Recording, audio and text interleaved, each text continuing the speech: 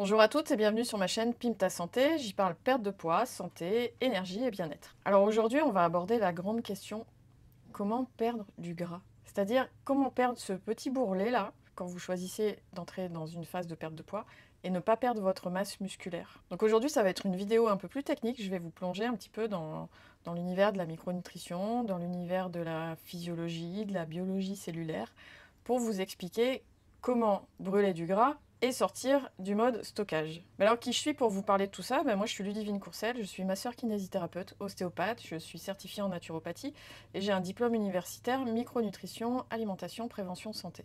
Donc déjà, pour planter le décor, dans notre corps, nos réserves énergétiques, elles sont stockées sous forme de gras. Et quand notre corps est en équilibre, que tous ces systèmes fonctionnent, que ces mécanismes d'autorégulation, c'est-à-dire l'homéostasie, sont au vert, notre système hormonal, il envoie des signaux au cerveau pour lui indiquer d'arrêter de stocker. En gros, notre masse grasse, on en a toujours un peu, elle sécrète une hormone, la leptine, qui envoie des signaux de satiété au cerveau. Donc on n'a plus faim, on mange moins et on ne stocke plus. Ça, c'est quand tout se passe bien. Mais alors pourquoi il y a tant de problèmes de surpoids et d'obésité actuellement? Déjà parce que notre mode alimentaire a changé. À l'heure actuelle, on peut manger à volonté, à n'importe quelle heure, quand on veut, où on veut et autant qu'on veut. Un autre problème est que nous n'écoutons plus nos signaux de faim et de satiété. On écoute plus nos signaux de plaisir, gouvernés par la dopamine. Il y a aussi le problème de l'alimentation émotionnelle qui se pose, qui est en partie lié au stress aussi, il faut bien le dire. L'alimentation sociale, l'alimentation culturelle, familiale, qui nous dit qu'il faut manger à heure fixe, qu'il faut finir son assiette, qui nous a inculqué des croyances qu'on peut qualifier de limitantes, par exemple, sur ce que nous pensons devoir manger. Et puis il y a aussi des recommandations, il faut bien le dire, nutritionnelles, par nos instances de santé, qui sont un peu à côté de la plaque. Un autre problème aussi qu'on peut constater dans les problèmes de surpoids et d'obésité, c'est chez des personnes qui vont développer une résistance à la leptine, justement l'hormone de la satiété. Donc tout ça, ça nous a éloignés de nos besoins et ressentis primaires liés à la faim et à la satiété. Mais pour en revenir à nos moutons, d'où vient ce gras disgracieux en forme de bouée autour du ventre, ou en forme de culotte de cheval, ou les deux? Est-ce que vous pensez qu'il vient de notre alimentation? Parce que ça, justement, ça fait partie des croyances limitantes dont je parlais juste avant. Donc je m'explique. Le gras que nous avons dans notre corps, il ne provient qu'à environ 30% de notre alimentation. C'est les graisses qu'on appelle exogènes. Et 70% du gras de notre corps, 70%, est fabriqué par notre propre corps.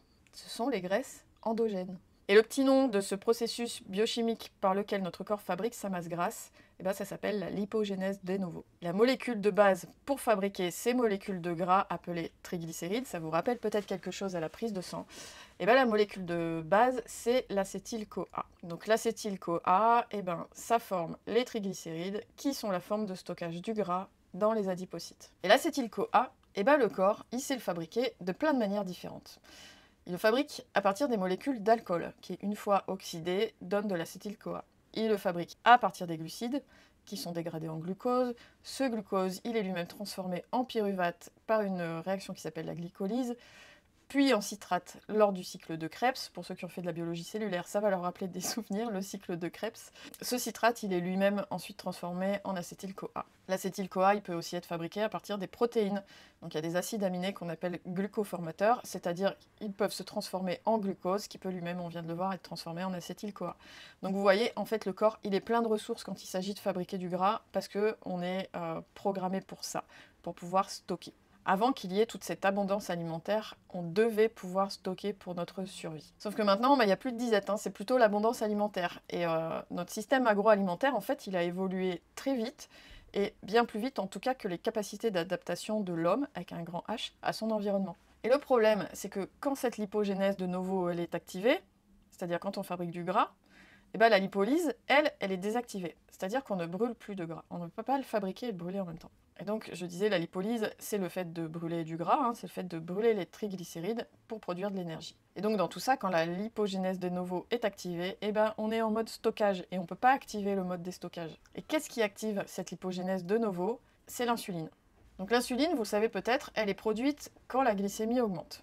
Parce qu'elle a pour but de faire entrer le glucose dans les cellules, pour maintenir le taux de sucre dans le sang, c'est-à-dire la glycémie, en dessous de 1 g par litre. C'est un des grands principes de l'homéostasie. À la base, c'est fait pour équilibrer le corps, justement. Et donc, faire rentrer le glucose dans les cellules, ça sert à recharger les stocks de glucose sous forme de glycogène dans le foie et dans les muscles. C'est deux grosses zones de stockage, mais ce sont des zones de stockage limitées, qui ne sont pas extensibles. Et une fois que ces zones de stockage sont pleines, eh ben, il y a une troisième zone de stockage qui, elle, a une quantité illimitée, c'est les adipocytes. Et c'est comme ça qu'en consommant de l'alcool et des sucres, principalement des glucides, eh ben, on va stocker sous forme de gras. Alors la grande question qui, je suis sûre, vous brûle les lèvres, c'est comment désactiver cette lipogénèse de nouveau pour activer la lipolyse, c'est-à-dire le déstockage. Parce que c'est bien en faisant ça qu'on va avoir une perte de poids saine et durable. Et c'est comme ça qu'on va perdre sa masse grasse sans perdre sa masse maigre. La masse maigre, c'est les muscles.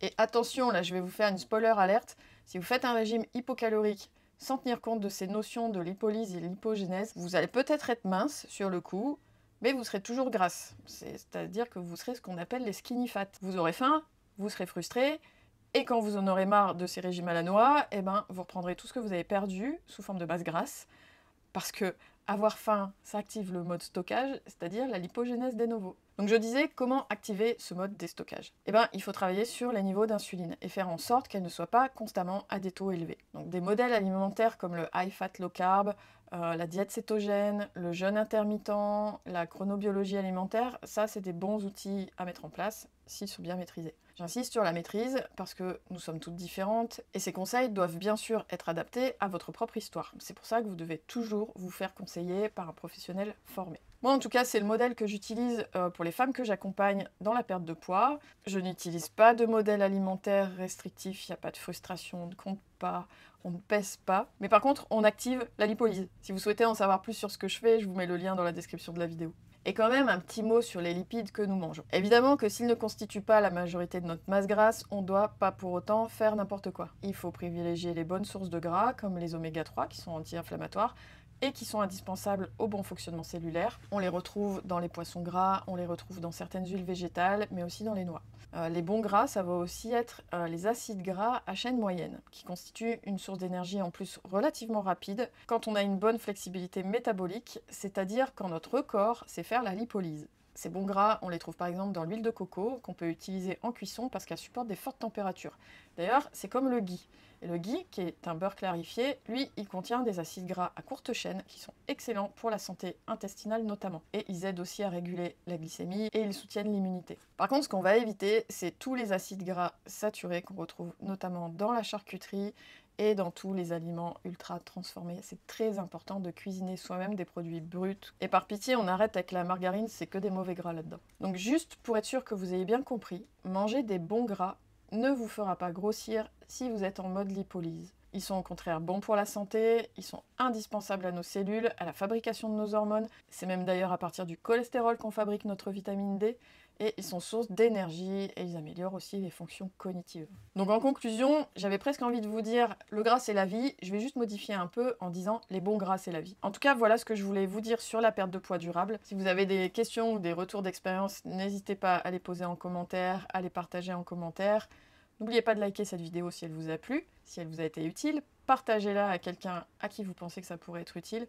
Et puis abonnez-vous à la chaîne si vous avez aimé et si vous voulez plus de conseils dans ces domaines. Moi, en tout cas, vous l'aurez compris, ce que je fais, c'est que j'aide les femmes à atteindre leur poids de forme en équilibrant leur système hormonal et métabolique. Le lien est dans la description. En tout cas, je vous retrouve dans la prochaine vidéo et d'ici là, soyez douce avec vous-même.